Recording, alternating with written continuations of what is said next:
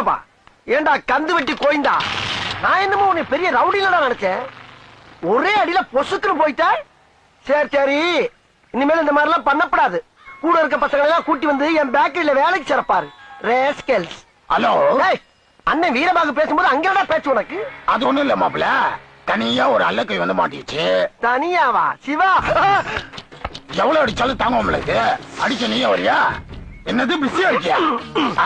சரி, நான் அடிச்சு அனுப்பிச்சு விடுறேன், நீ பாத்துக்கா. அனுப்பிச்சு விடுறியா? ஏண்டா கோயிந்தா, என்னடா ரம்ஜானுக்கு பிரியாணி அனுப்புற மாதிரி சொல்ற? எத்தனை பேர் உங்களை அடிச்சாங்க?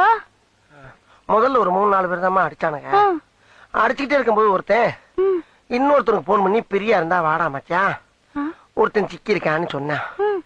அவன் சொன்னா நான் பிஸியா இருக்கேன்டா, வேணா இங்க அனுப்பிச்சு விடு, நான் பாத்துக்கிறேன்னா. இவனுக்கு முடிச்ச உடனே ஒரு மீன்பாடி வண்டியில போட்டு அங்க அனுப்பிச்சு விட்டானுங்க. அங்க ஒரு 7 பேருமா.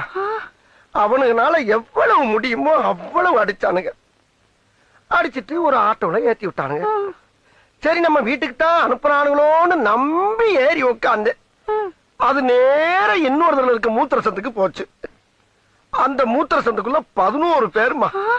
3 மணி நேரம் மூச்சு திணற திணற அடிச்சானுங்க. சரி, அடிச்சிட்டு போங்கடான்னு விட்டுட்டேன். விட்டுட்டீங்களா? அவங்கள அடிக்கலாம் இல்ல, ஏன்?